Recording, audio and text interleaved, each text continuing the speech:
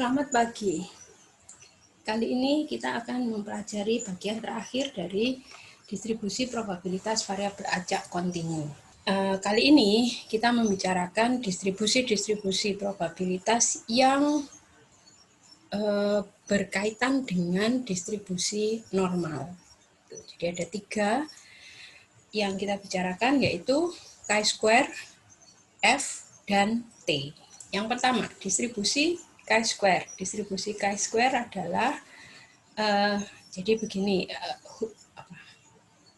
kaitannya dengan distribusi normal. Jadi kalau Z itu adalah variabel acak kontinu yang berdistribusi normal standar, maka Z kuadrat dikatakan berdistribusi chi-square dengan derajat kebebasan atau degree of freedom itu 1. Jadi ilustrasinya begini, ini kalau kita punya distribusi normal standar seperti Anda sudah pelajari sebelumnya, distribusi normal kurvanya berbentuk lonceng dengan yang simetri di rata-ratanya gitu ya, dan kita tahu distribusi normal standar itu rata-ratanya 0. Nah, kemudian kalau semua nilai Z-nya kita kuadratkan, maka kurva ini akan berubah menjadi seperti ini. Nah, ini yang disebut dengan distribusi chi-square dengan derajat kebebasan atau degree of freedom 1. Derajat kebebasan itu singkatnya adalah banyaknya informasi yang bisa kita gunakan. Ya, nanti pembahasan tentang derajat kebebasan akan dibahas tersendiri. Ya. Kemudian, jika kita punya K variabel acak kontinu Z1, Z2, sampai Zk yang masing-masing berdistribusi normal standar dan saling independen, maka jumlahan dari kuadratnya itu dikatakan berdistribusi chi-square dengan derajat kebebasan K. Jadi kalau cuma 1 variabelnya, maka dia DF-nya 1 ya.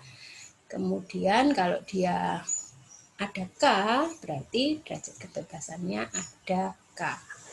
Anda perhatikan di sini bentuk grafiknya. Bentuk grafiknya sedikit berbeda untuk K sama dengan 1 dan 2. Ya, untuk K sama dengan 1 itu yang ini tadi, yang tadi di kurva slide sebelumnya juga sudah saya tunjukkan gitu ya. Kemudian untuk K sama dengan 2, yang hijau ini.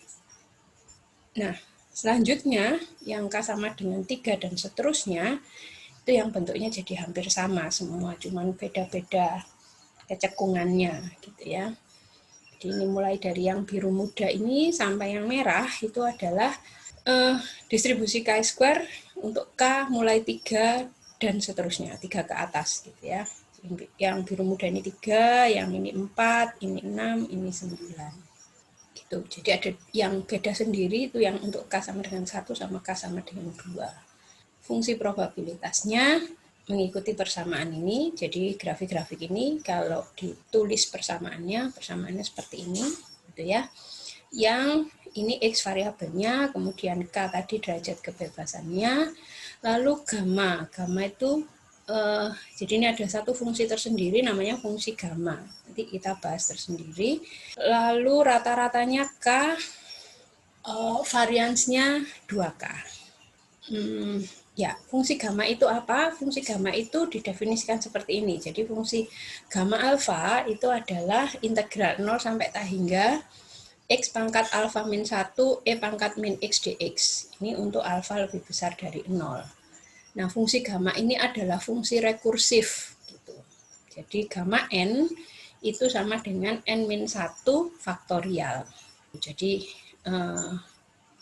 nanti gammanya, kita sebetulnya Anda tidak perlu khawatir apakah ini nanti harus dihitung satu-satu seperti yang distribusi normal kemarin gitu ya.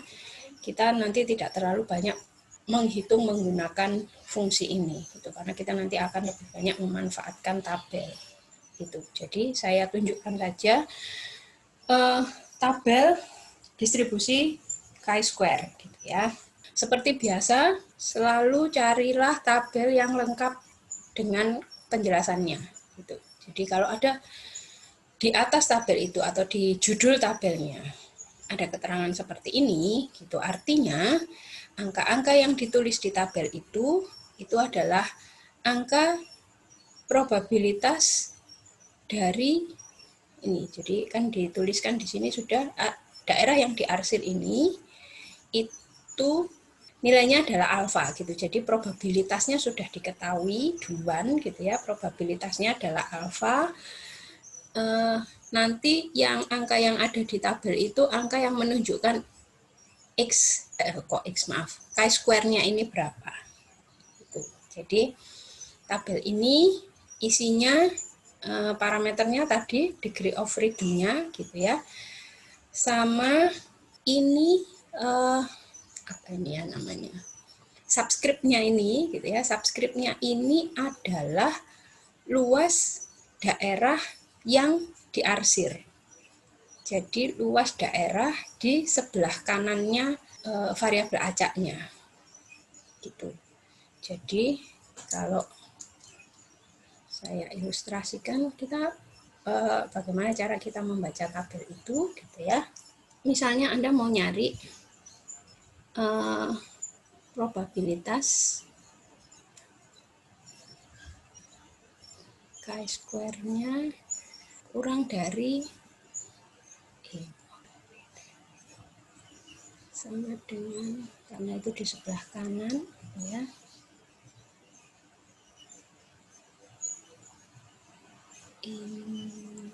Nah, misalnya sudah diketahui duluan ini 0,1 gitu. Jadi maksudnya itu yang di sini ini kalau kasusnya seperti ini gitu ya, yang ini udah tahu 0,1 gitu. Nah, yang harus dilihat berikutnya dari data kita adalah data kita tadi ada berapa jumlahnya, K-nya ada berapa gitu. K itu derajat kebebasannya gitu ya. Misalnya K-nya 5 gitu. Nah, maka dari tabel ini Anda lihat dulu yang K-nya 5. Ini kan. Maka lihat aja satu baris ini. Kemudian carilah yang subscript-nya ini 0,1. Yang subscript-nya 0,1 itu ini kan. Nah, berarti ini adalah nilai chi-square-nya. Jadi ini x kuadrat ini angka ini itu angkanya adalah 9,236. Gitu. Jadi nanti lihat baik-baik gitu ya, kalau Anda membaca tabel chi-square gitu, lihat baik-baik penjelasan di atasnya. Kemudian Anda sesuaikan yang mau Anda cari itu apa. Misalnya yang mau dicari itu probabilitas X kurang dari 0, probabilitas X kurang dari X ini yang tidak diketahuinya gitu ya. Probabilitas X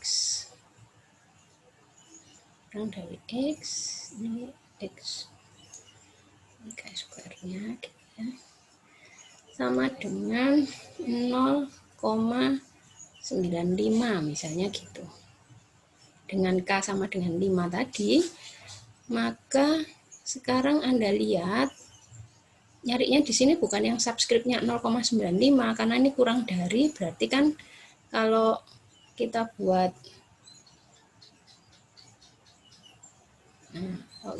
tuh yang diketahui itu, yang kita tahu itu yang sebelah sini.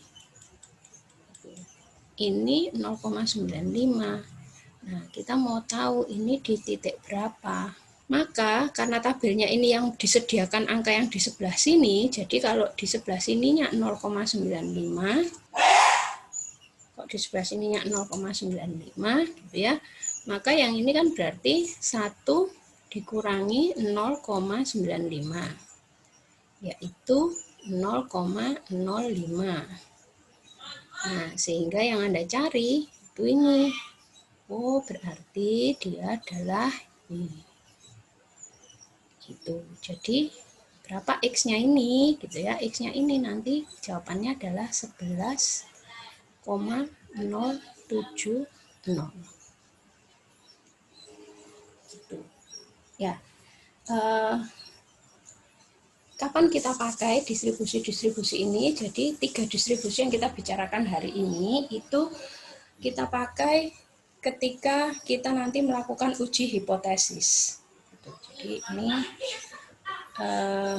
di sini saya tunjukkan saja apa hubungannya distribusi-distribusi ini dengan distribusi normal dan kemudian apa saja propertiesnya gitu ya. Jadi kalau kayak ini tadi chi² itu parameternya K, kemudian rata-ratanya K, variannya 2K gitu ya. Lalu ini bentuk tabelnya dan bagaimana cara membacanya. Nah, yang kedua distribusi F, ini diambil dari nama orangnya, Fisher-Snedeker gitu ya.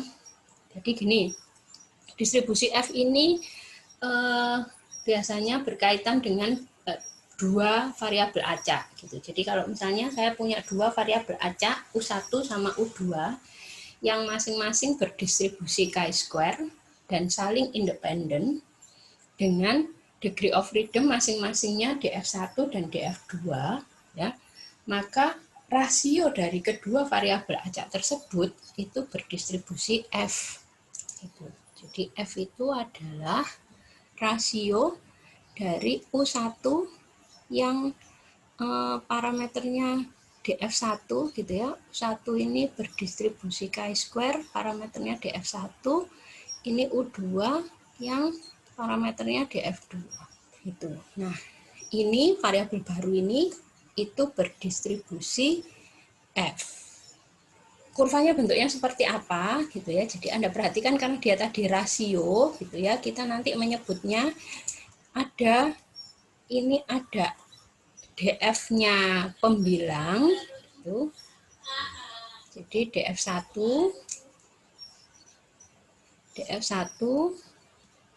itu adalah df-nya pembilang, sama ada df2 ini yang df-nya penyebut. Jadi nanti Anda perhatikan baik-baik asalnya pembilang sama penyebutnya siapa itu penting. Kenapa? Karena grafiknya nggak sama gitu. Jadi semoga kelihatan ya, yang putih ini itu adalah kurva distribusi F yang df-nya 3 sama 8. 3, jadi yang disebut pertama itu adalah yang pembilangnya. Tuh, yang disebut pertama ini, semua yang disebut pertama ini punyanya pembilangnya. Gitu. Kemudian yang disebut belakangan ini punyanya penyebutnya. Ya, jadi kalau Anda lihat yang putih sama yang merah ini saling kebalikan. Satunya 3 dan 8 yang putih, yang merah 8 dan 3. Nah, itu kurvanya nggak sama. Jadi nanti angka-angkanya juga tidak sama. Gitu. Kemudian yang hijau ini yang 20 sama 20. Gitu. Nah, ini mu-nya, kemudian ini variannya. Gitu. Nah, seperti tadi, seperti chi² tadi, nanti ini kita lebih banyak melihat tabel. Gitu. Jadi yang perlu Anda perhatikan di tabel distribusi F, ya, di tabel distribusi F itu nanti selalu ada kayak chi² tadi, probabilitasnya ada dulu, gitu diketahui, kemudian ada 2 derajat kebebasan, ada 2 degree of freedom.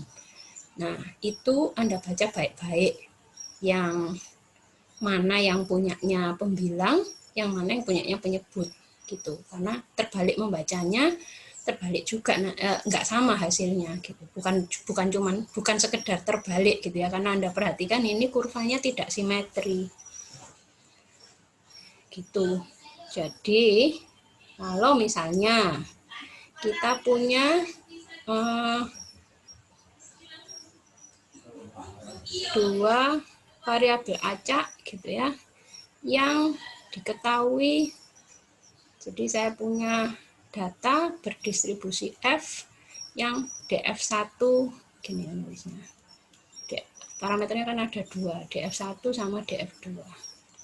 Itu DF1-nya misalnya 4 sama 2 gitu ya. Nah, maka yang dilihat dulu 4 tuh punyanya pembilangnya, berarti lihatnya ini itu, terus penyebutnya 2 ini. Nah, kalau gitu yang perlu Anda perhatikan dari semua angka-angka di tabel itu, yang perlu Anda perhatikan hanya yang ini saja. Tuh. Ya. Nah, lalu tinggal dicari. Yang mau dicari itu yang nilai probabilitasnya berapa gitu. Jadi angka-angka di sini seperti ditunjukkan di contohnya, di keterangannya ini, angka-angka ini adalah angka F-nya. Probability-nya itu P, P-nya ini sudah diketahui. Jadi luas daerah yang diarsir ini ada di sini. Seandainya gitu ya, seandainya P-nya ini adalah 0,025 gitu. Nah, maka Anda tinggal lihat ini yang P-nya 0,025. Oh, ini. Berarti angka ini itu apa sih artinya? Angka ini tuh ini, titik ini loh. Titik ini adalah 39,25. Tuh. Ya, itu yang distribusi F. Nah, yang terakhir itu distribusi T. Jadi suatu variabel acak kontinu yang berdistribusi normal gitu ya. Jadi kalau kita punya X itu variabel acak kontinu yang berdistribusi normal, maka kalau kita hitung rata-ratanya dikurangi dengan rata-rata populasinya dibagi sama S ini adalah standar deviasi dari sampel dibagi akar N, maka hasil kita ini, hasil hitungan kita ini akan berdistribusi T. Dengan derajat kebebasan sama dengan derajat kebebasan dari standar deviasi sampel, yaitu N-1.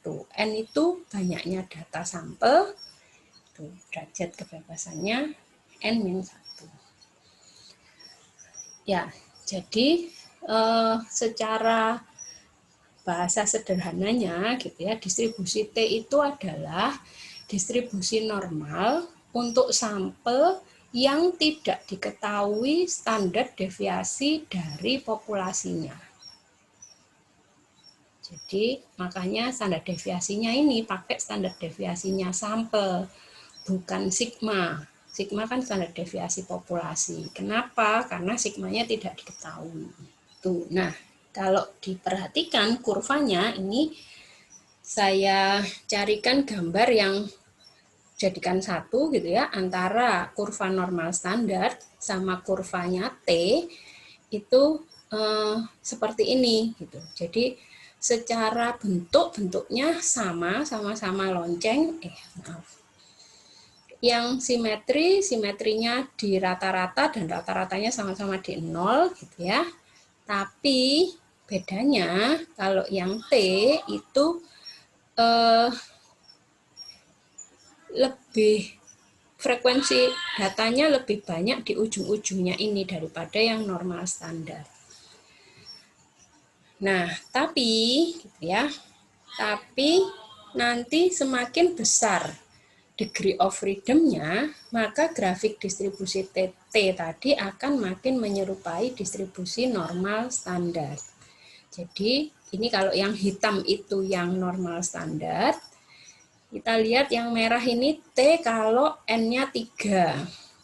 Ya, kalau N-nya 3 kan berarti degree of freedom-nya 2. Terus yang hijau itu kalau N-nya 5, jumlah datanya 5. Yang ungu tuh kalau N-nya 20, yang biru kalau N-nya 30. Biru sama ungu kelihatan makin yang biru lebih dekat sama yang hitam. Ya. Tuh, jadi makin besar N-nya, maka grafiknya akan makin menyerupai distribusi normal standar.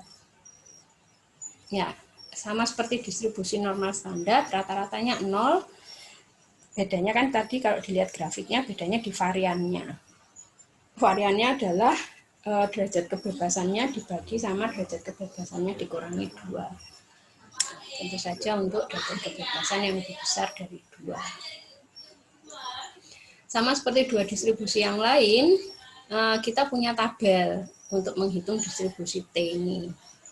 Gitu ya. Seperti yang lain-lain juga, lagi-lagi Anda harus sangat memperhatikan tabel ini, gitu. Angka-angka yang ada di tabel itu menyatakan apa, gitu.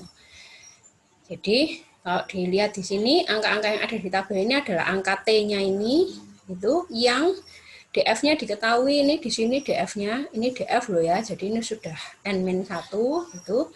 Kemudian yang di sini itu probabilitasnya.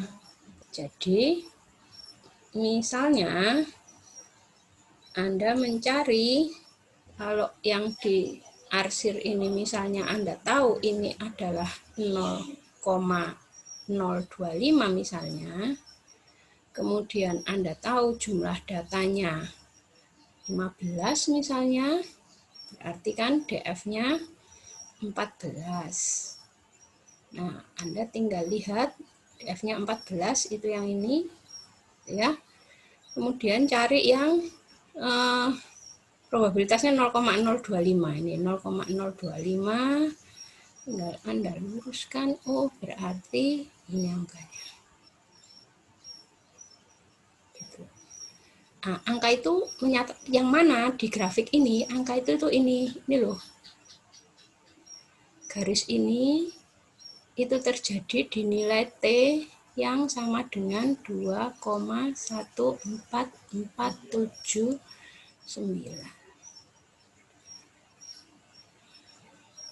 Gitu. Ya. Nanti